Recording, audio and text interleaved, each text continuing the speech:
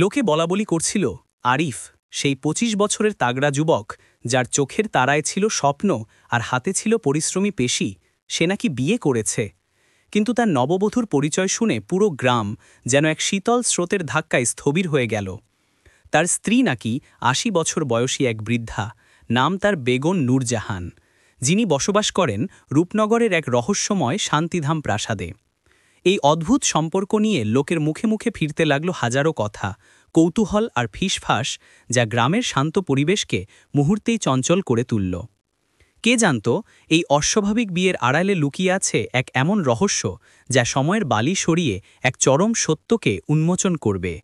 আরিফ কেন এই বিয়েতে রাজি হল এবং এই বৃদ্ধা রমণীর আসল উদ্দেশ্যই বা কী, তা জানার জন্য প্রতিটি মানুষ অধীর আগ্রহে অপেক্ষা করছিল, যেন এক পুরনো রূপকথার পাতা উল্টে দেখছিল তারা। আরিফের জীবনটা ছিল এক সরল নদীর মতো, যা শত বাধা পেরিয়েও সামনে এগিয়ে যেতে চায়, কিন্তু ইদানিং সেই নদীতে নেমে এসেছিল এক প্রবল খরস্রোত। তাদের ছোট্ট পরিবারটি যেন ঋণের বোঝায় জর্জরিত এক জীর্ণ নৌকা, যা যে কোনো মুহূর্তে ডুবে যেতে পারে। আরিফের বাবা, একজন সৎ কৃষক, হৃদরোগে আক্রান্ত হয়ে শয্যাশায়ী হওয়ার পর থেকেই সংসারের সব দায়িত্ব তার কাঁধে এসে পড়েছিল। ছোট্ট বোন রেশমি, যার চোখ দুটিতে ছিল নতুন দিনের স্বপ্ন, তার পড়াশোনার খরচ আর মায়ের ঔষধপত্রের জন্য আরিফ দিনরাত খেটে যেত।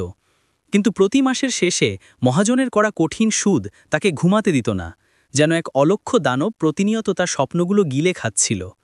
তাদের ভিটে মাটিটুকুও হারানোর উপক্রম হয়েছিল যখন মহাজন রশিদ মিয়া একদিন বাড়িতে এসে চূড়ান্ত নোটিশ ধরিয়ে দিল। সেদিন সন্ধ্যায় যখন আরিফ ঘরের দামায় বসে আকাশের তারাদের দিকে তাকিয়েছিল, তার মনে হচ্ছিল যেন হাজারো প্রশ্ন তাকে ঘিরে ধরছে, যার কোনো উত্তর তার জানা ছিল না। আমার পরিবারের কি হবে? রেশমির ভবিষ্যৎ অন্ধকার হয়ে যাবে? আমি কি কিছুই করতে পারবো না? এমন অসংখ্য ভাবনা তাকে কুড়ে কুড়ে খাচ্ছিল। তার হৃদয় যেন এক নিদারুণ যন্ত্রণায় সংকুচিত হয়ে যাচ্ছিল। সে কেবলই ভাবছিল কিভাবে এই অমানিসা থেকে মুক্তি পাবে। একদিন সে যখন মাঠে কাজ করছিল, এক অদ্ভুত খবর তার কানে এলো। রূপনগরের শান্তিধাম প্রাসাদ থেকে একজন দূত এসেছে, যে বেগম নূরজাহানের পক্ষ থেকে এক প্রস্তাব নিয়ে এসেছে। সেই দূতের মুখে নূরজাহানের কথা শুনে আরিফ প্রথমে বিশ্বাস করতে পারছিল না। একজন ৮০ বছর বয়সী মহিলা, যিনি নাকি গ্রামের সবচেয়ে ধনী এবং প্রভাবশালী পরিবারের সদস্য, তিনি কেন একজন সাধারণ কৃষক যুবককে বিয়ে করতে চাইবেন? তার মনে হাজারো প্রশ্ন উকি দিচ্ছিল, কিন্তু তার পরিবারের চরম দুর্দশা তাকে ভাবনার এক ভিন্ন জগতে টেনে নিয়ে যাচ্ছিল। দূত তাকে বোঝানোর চেষ্টা করল যে এই বিয়েতে আরিফের সব ঋণ শোধ হয়ে যাবে, তার পরিবারের দায়িত্ব নূরজাহান গ্রহণ করবেন। আরিফের ভেতরের যুবকটি যেখানে এই প্রস্তাব প্রত্যাখ্যান করতে চাইছিল, সেখানে তার ভেতরের দায়িত্বশীল ভাই আর পুত্রটি তাকে বারবার এই পথ বেছে নিতে বলছিল। এটা কি শুধুই একটা বিয়ে, নাকি এর পেছনে অন্য কোনো রহস্য লুকিয়ে আছে? আরিফ গভীর চিন্তায় মগ্ন হয়ে পড়ল। মহাজন রশিদ মিয়া তাদের বাড়ির সামনে দাঁড়িয়ে হুমকি দিচ্ছিল, আর মাত্র ৭ দিন, টাকা দিতে না পারলে এই ভিটে বাড়ি আমার। আরিফের মায়ের চোখে ছিল অশ্রু, রেশমি ভয়ে তার ভাইয়ের হাত শক্ত করে ধরেছিল। এই দৃশ্য আরিফের হৃদয়কে বিদীর্ণ করে দিল। তার মনে হলো তার নিজের সুখ, নিজের তারুণ্য, সবকিছুই তুচ্ছ এই পরিবারের মুখের হাসির কাছে। সে দিনরাত ধরে ভাবল, ঘুমাতে পারল না। অবশেষে এক কঠিন সিদ্ধান্ত নিয়ে সে দূতকে জানালো যে সে রাজি। তার মুখে কোনো হাসি ছিল না, ছিল এক কঠিন প্রতিজ্ঞা। তার মন বারবার বলছিল, এটা শুধুই একটা চুক্তি, ভালোবাসার কোনো স্থান নেই এখানে। সে জানত না এই চুক্তির আড়ালে অপেক্ষা করছিল এক সম্পূর্ণ ভিন্ন গল্প, এক অপ্রত্যাশিত মোড়, যা তার জীবনের গতিপথ চিরতরে বদলে দেবে। সে শুধু জানত তার পরিবারের জন্য এই চরম আত্মত্যাগ ছাড়া আর কোনো পথ তার সামনে খোলা ছিল না। তার চোখে ছিল এক অদ্ভুত দৃঢ়তা, যা চরম হতাশা থেকেও জন্ম নিতে পারে। আরিফ যখন বেগম নূরজাহানের মুখোমুখি দাঁড়াল শান্তিধাম প্রাসাদের বিশাল বৈঠকখানায়, তার হৃদয় ধুকধুক করছিল। নূরজাহান ছিলেন একজন অত্যন্ত সম্ভ্রান্ত মহিলা। তার চোখ দুটি ছিল গভীর ও রহস্যময়, যা বয়সের ভারেও তার দীপ্তি হারায়নি। তিনি যেন এক জীবন্ত ইতিহাস, যা শত শত বছর ধরে রূপকথার মতো টিকে আছে। নূরজাহানের পরনে ছিল দামি রেশমি শাড়ি, কিন্তু তার মুখে বয়সের স্পষ্ট ছাপ ছিল। ত্বক ছিল কুঞ্চিত, হাতে ছিল দীর্ঘ অভিজ্ঞতার চিহ্ন। তিনি শান্ত কণ্ঠে আরিফকে জিজ্ঞাসা করলেন, তুমি কি এই বিয়েতে রাজি? আরিফের মনে তখনও দ্বন্দ্ব চলছিল, কিন্তু পরিবারের কথা ভেবে সে মাথা নেড়ে হ্যাঁ সূচক জবাব দিল। তার সেই ছোট্ট হ্যাঁ যেন তার তারুণ্যের সব স্বপ্নকে এক নিমিষেই কবর দিয়ে দিল। সেদিন রাতে সারা গ্রাম ঘুমিয়ে পড়লেও আরিফ ঘুমাতে পারল না। তার ভবিষ্যৎ যেন এক ঘন কুয়াশায় ঢাকা ছিল। সে জানত না কোন পথে সে এগিয়ে চলেছে। বিয়ে হলো এক সাদামাটা অনুষ্ঠানে, গ্রামের কিছু মানুষ আর প্রাসাদের কর্মচারীদের উপস্থিতিতে। আরিফ দেখল নূরজাহানের চোখে কোনো আবেগ নেই, শুধু এক অদ্ভুত স্থিরতা। বাসর ঘরে যখন সে প্রবেশ করল, সেখানে ছিল না কোনো রঙিন সাজসজ্জা, শুধু একটি সাধারণ বিছানা আর আবছা আলো। নূরজাহান খাটের একপাশে চুপচাপ বসেছিলেন। তিনি আরিফকে দেখেই বললেন, তোমার পরিবারের সব ঋণের বোঝা আমি শোধ করে দিয়েছি। তোমার বাবা মায়ের চিকিৎসার দায়িত্বও আমার। তোমার বোন রেশমির পড়াশোনার খরচও আমি দেব। এই কথাগুলো যেন আরিফের মাথার ওপর থেকে এক বিশাল পাথর সরিয়ে নিল, কিন্তু তার মনের ভার তাতে কমল না। সে জানত এই সব সুবিধার বিনিময়ে সে নিজের জীবন কি বিক্রি করে দিয়েছে। নূরজাহান আরও বললেন, আমি জানি তোমার মনে অনেক প্রশ্ন আছে, কিন্তু এখন এর কোনো উত্তর পাবে না। শুধু জেনে রেখো, এই প্রাসাদে তুমি আমার স্বামী হিসেবেই থাকবে, তবে স্বামী স্ত্রীর সাধারণ সম্পর্ক আমাদের মধ্যে থাকবে না। আরিফ অবাক হয়ে নূরজাহানের কথা শুনল। তার মনে হল যেন সে এক নতুন জগতে প্রবেশ করেছে, যেখানে সাধারণ নিয়মকানুন অচল। বহুদিন অতিবাহিত হল। আরিফ শান্তিধাম প্রাসাদে তার নতুন জীবন শুরু করল। সে প্রাসাদের দেখাশোনা করত, বাগানের যত্ন নিত, এমনকি কিছু প্রশাসনিক কাজও শিখতে শুরু করল। সময়ের সঙ্গে সঙ্গে সে দেখতে পেল নূরজাহান শুধু একজন ধনী মহিলা নন, তিনি একজন অত্যন্ত শিক্ষিত ও বুদ্ধিমান নারী। তিনি প্রাচীন পুঁথি পড়তেন, ইতিহাসের গল্প বলতেন এবং তার জ্ঞান ছিল অফরন্ত। আরিফ ধীরে ধীরে তার প্রতি এক অদ্ভুত শ্রদ্ধাবোধ অনুভব করতে শুরু করল। যদিও তাদের মধ্যে বয়সের বিশাল ব্যবধান ছিল এবং তাদের সম্পর্ক ছিল শুধু নামের, তবুও আরিফ নূরজাহানের ব্যক্তিত্বে এক বিশেষ টান অনুভব করত। তার মনে তখনও রহস্যের এক জাল বুনে চলছিল। মাঝে মাঝে সে ভাবত, এই মহৎ মহিলা কেন তাকে বিয়ে করলেন? এর পেছনে কি শুধুই দয়া, নাকি অন্য কোনো জটিল উদ্দেশ্য লুকিয়ে আছে? তার হৃদয় বারবার প্রশ্ন করত, কিন্তু তার কোনো উত্তর মিলত না। একদা রাত্রি সময়ে যখন পূর্ণিমার চাঁদ শান্তিধাম প্রাসাদের বিশাল প্রাঙ্গণকে রূপালী আলোয় ভরিয়ে তুলেছিল, আরিফ তার ঘরে বসে প্রাসাদের বারান্দা থেকে দূরের তারাদের দিকে তাকিয়েছিল। হঠাৎ তার কানে এলো এক সুর, যা অত্যন্ত মধুর এবং পরিচিত মনে হলেও সে এর আগেই প্রাসাদে এমন গান শোনেনি। সুরের উৎস খুঁজতে খুঁজতে সে ধীরে ধীরে এগিয়ে গেল প্রাসাদের পশ্চিম দিকের একটি কক্ষের দিকে, যেটি সবসময় তালাবন্ধ থাকত। কক্ষের দরজা সামান্য খোলা ছিল এবং সেখান থেকে হালকা আলো বিচ্ছরিত হচ্ছিল। কৌতূহল তাকে টেনে নিয়ে গেল দরজার কাছে। সে সাবধানে উঁকি দিয়ে যা দেখল, তাতে তার চোখ ছানা বড়া হয়ে গেল। ঘরের ভেতরে এক তরুণী নারী, যার বয়স হয়তো আরিফের কাছাকাছিই হবে। অপূর্ব সুন্দরী সে, দীর্ঘ কালো চুল, উজ্জ্বল চোখ আর তার লাবণ্যময় মুখ আরিফকে মন্ত্রমুগ্ধ করে দিল। আরিফ ভাবল, কে এই নারী? নূরজাহানের কোনো আত্মীয়া? কিন্তু তার মনে হল সে যেন এই মুখটিকে কোথাও দেখেছে। পরক্ষণেই তার মনে এক বিদ্যুৎ ঝলকের মতো ভেসে উঠল বেগম নূরজাহানের কুঞ্চিত মুখ। বিশ্বাস করতে কষ্ট হলেও তার মনে হল এই মুখ আর নূরজাহানের মুখে এক অদ্ভুত মিল আছে। যখন মেয়েটি গান থামিয়ে নেকলেসটি তার গলায় পড়ল, তখন নেকলেসটি থেকে আরও তীব্র আলো বিচ্ছুরিত হল এবং তার চেহারা আরও উজ্জ্বল হয়ে উঠল। আরিফ দ্রুত পিছু হটল, তার হৃদয় তখনও জোরে ধুকধুক করছে। প্রভাত হতেই আরিফ যখন নূরজাহানের সাথে দেখা করতে গেল, সে দেখতে পেল নূরজাহান আগের মতোই বয়সের ভারে নুয়ে পড়েছেন, যেন গতকাল রাতে সেই তরুণীর কোনো অস্তিত্বই ছিল না। এই ঘটনা আরিফকে গভীরভাবে নাড়া দিল। সে বুঝতে পারছিল এই প্রাসাদে এক গভীর রহস্য লুকিয়ে আছে, যা তার সব যুক্তিকে অস্বীকার করছে। পরবর্তী দিনগুলিতে আরিফ সেই রহস্য উন্মোচনের চেষ্টা করল। সে বিভিন্ন প্রাচীন পুঁথি আর নূরজাহানের ব্যক্তিগত লাইব্রেরিতে লুকিয়ে রাখা বইপত্র ঘেঁটে দেখতে শুরু করল। সে জানতে পারল নূরজাহানের পরিবারে বংশপরম্পরায় এক বিশেষ রত্ন ছিল, যা নাকি দীর্ঘায়ু আর যৌবন ধরে রাখার ক্ষমতা রাখত। কিন্তু সেই রত্নের ব্যবহার নাকি অত্যন্ত বিপজ্জনক ছিল এবং এর কিছু মারাত্মক পার্শ্ব প্রতিক্রিয়া ছিল। আরিফ তার অনুসন্ধানের সময় একদিন একটি পুরনো ডায়েরি খুঁজে পেল, যা ছিল নূরজাহানেরই লেখা। সেই ডায়েরিতে নূরজাহান তার জীবনের সব কষ্ট, সব রহস্য লিখে রেখেছিলেন। আরিফ ধীরে ধীরে সেই ডায়েরির পাতা উল্টে গেল, তার মন যেন এক অন্য জগতে প্রবেশ করল। ডায়েরির পাতাগুলো পড়তে পড়তে আরিফের মনে এক নতুন ভালোবাসার জন্ম হতে শুরু করল, এক অদ্ভুত সহানুভূতি। সে দেখতে পেল নূরজাহানের জীবন ছিল দুঃখ, বঞ্চনা আর বিশ্বাসঘাতকতার এক লম্বা ইতিহাস। ডায়েরিতে লেখা ছিল কিভাবে যৌবনে নূরজাহানকে তার সবচেয়ে প্রিয়জনের দ্বারা প্রতারিত হতে হয়েছিল। তার প্রেমিক, যার নাম ছিল ফরহাদ, ছিল আরিফের পূর্বপুরুষ। ফরহাদ নূরজাহানকে প্রতিশ্রুতি দিয়েছিল যে তারা চিরকাল একসাথে থাকবে, কিন্তু সে অন্য এক ধনী পরিবারের মেয়েকে বিয়ে করে নূরজাহানকে ছেড়ে চলে যায়। এই বিশ্বাসঘাতকতা নূরজাহানের হৃদয়কে এতটাই ক্ষতবিক্ষত করেছিল যে তিনি প্রতিশোধের আগুনে জ্বলতে শুরু করেছিলেন। সেই রত্নকি ব্যবহার করে তিনি নিজের জীবনকে দীর্ঘায়িত করেছিলেন, এই আশায় যে একদিন তিনি তার প্রতিশোধ নেবেন। আরিফ স্তম্ভিত হয়ে গেল এই তথ্য পড়ে। তার নিজের পূর্বপুরুষের এই কাজ তাকে লজ্জিত করল। সে বুঝতে পারল নূরজাহান তাকে বিয়ে করেছেন শুধু তার ঋণের বোঝা কমানোর জন্য নয়, বরং তার দীর্ঘদিনের প্রতিশোধের পরিকল্পনা বাস্তবায়নের জন্য। আরিফের সঙ্গে বিয়ে করে তিনি তার পূর্বপুরুষের বংশকে নিজের দাসত্বের শৃঙ্খলে আবদ্ধ করতে চেয়েছিলেন। তার ভালোবাসা যেন এক নিষ্ঠুর উপহাসে পরিণত হয়েছিল। আরিফ যখন ডায়েরির শেষ পাতাটি পড়ছিল, তার চোখ জলে ভরে উঠেছিল। সে বুঝতে পারছিল নূরজাহানের প্রতিশোধের এই পরিকল্পনা কত গভীর। সে ডায়েরিটি বন্ধ করে দেয়ালের দিকে মুখ করে বসে পড়ল। তার মনে তখন মিশ্র অনুভূতি খেলা করছিল।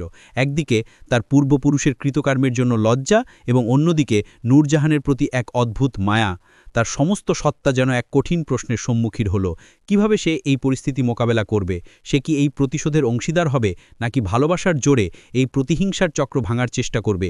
ডায়েরিটি হাতে নিয়েই সে সোজা নূরজাহানের শয়নকক্ষের দিকে চলল। তার প্রতিটি পদক্ষেপ ছিল দৃঢ়, তার চোখে ছিল এক নতুন সংকল্প।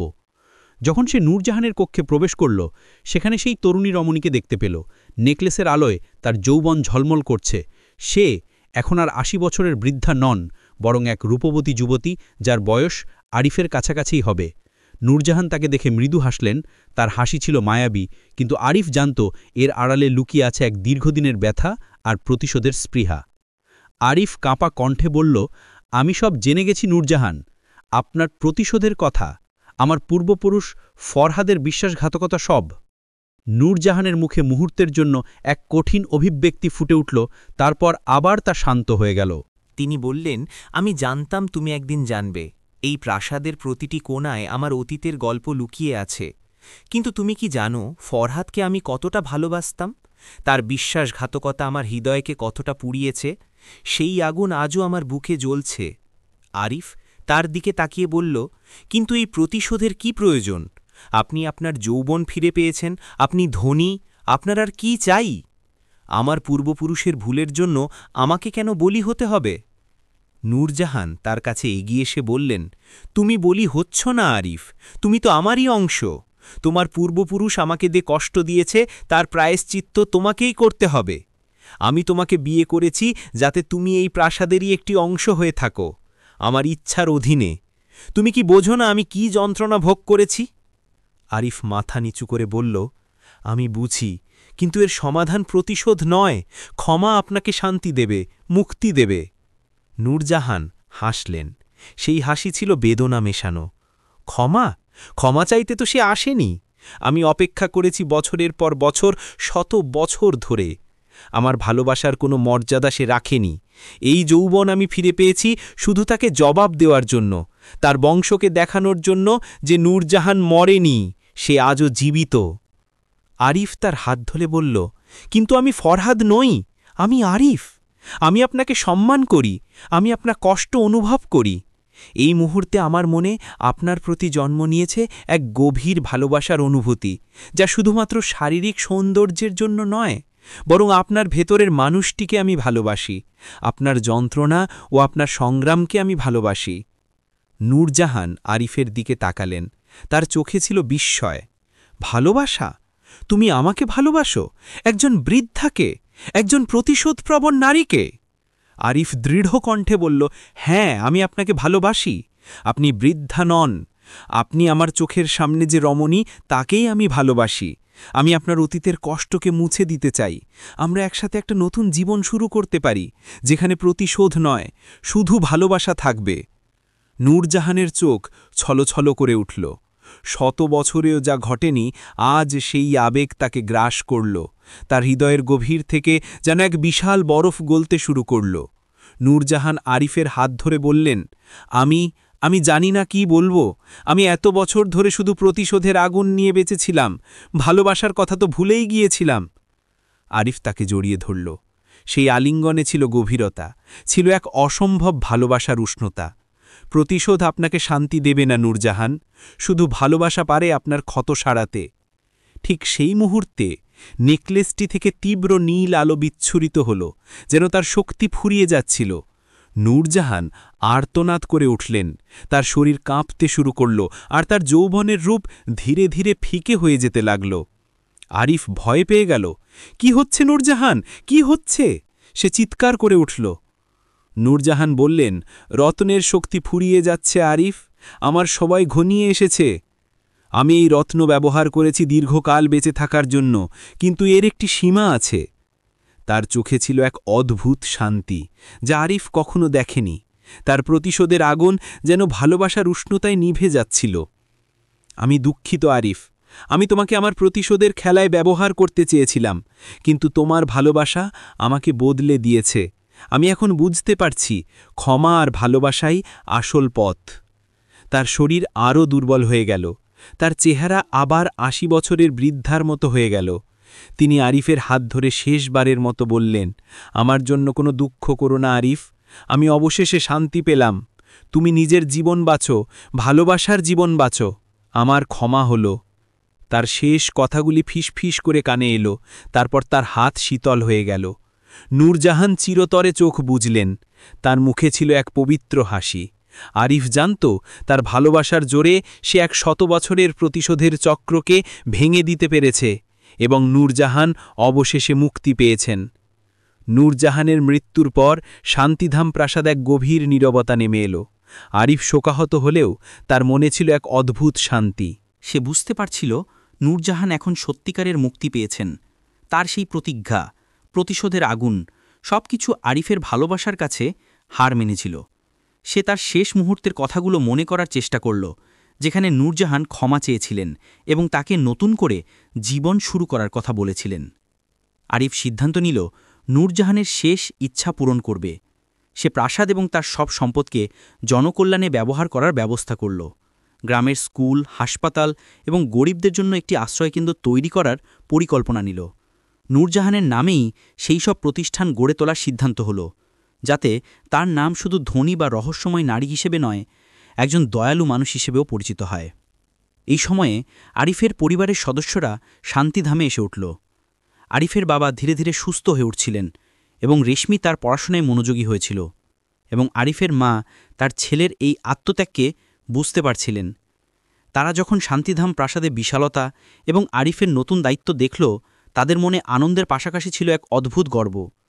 আরিফ তাদের বোঝাল যে কিভাবে এক অদ্ভুত পরিস্থিতিতে সেই বিয়েতে রাজি হয়েছিল এবং কিভাবে নূরজাহান শেষ পর্যন্ত ভালোবাসার কাছে হার মেনেছিলেন। আরিফ তার পরিবারের সাথে নতুন করে জীবন শুরু করল, কিন্তু নূরজাহানের স্মৃতি তার হৃদয় চিরকাল অমলিন রইল। সে প্রতি মুহূর্তে অনুভব করত নূরজাহানের উপস্থিতি, তার ক্ষমা আর তার সেই অদ্ভুত ভালোবাসার শক্তি। আরিফ এখন আর সেই অসহায় যুবক ছিল না, বরং সে ছিল একজন দূরদর্শী নেতা, যে তার অতীত থেকে শিক্ষা নিয়ে ভবিষ্যতের পথে এগিয়ে যাচ্ছিল। গ্রামের মানুষ তাকে শ্রদ্ধা করত, ভালোবাসত, কারণ সে তাদের ঋণের বোঝা থেকে মুক্তি দিয়েছিল এবং তাদের জন্য নতুন আলোর পথ দেখিয়েছিল।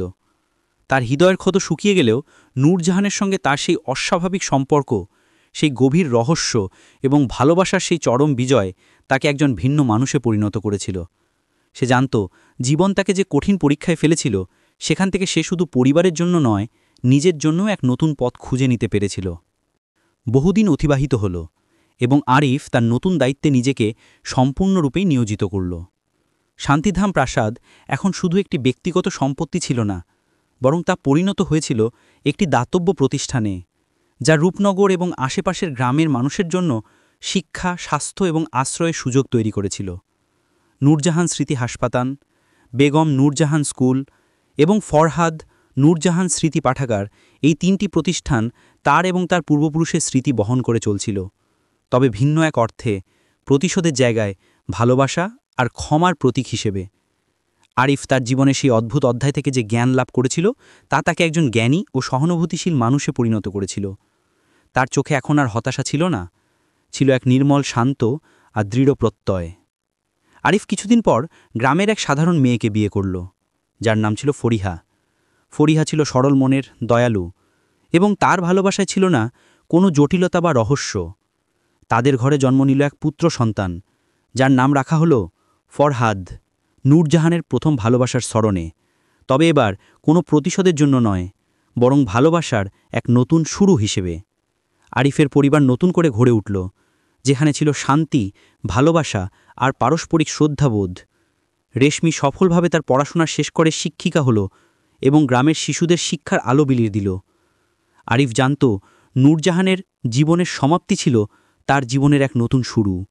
তার ভালোবাসা শুধু একজন মানুষকে নয়, শত বছরের প্রতিশোধের আগুনকেও শান্ত করেছিল। এই গল্পটি কেবল একজন যুবক আর এক বৃদ্ধার অদ্ভুত বিয়ের গল্প ছিল না, এটি ছিল ভালোবাসার শক্তি, ক্ষমার মাহাত্ম্য এবং মানব হৃদয়ের বিজয়ের এক অসাধারণ গাথা। জীবনের প্রতিটি মোড়ে মানুষ যখন প্রতিশোধের পথে পা বাড়ায়, তখন যেন এই গল্প তাকে স্মরণ করিয়ে দেয় যে ভালোবাসার কাছে সমস্ত অন্ধকার হার মানে। সত্যিকারের মুক্তি আসে ক্ষমা থেকে, এবং শান্তি শুধু ত্যাগের মাধ্যমেই অর্জিত করা যায়। আরিফের জীবন ছিল সেই সত্যের এক জ্বলন্ত প্রমাণ, যা সময়ের গণ্ডি পেরিয়ে চিরকাল মানুষের হৃদয়ে গেঁথে থাকবে।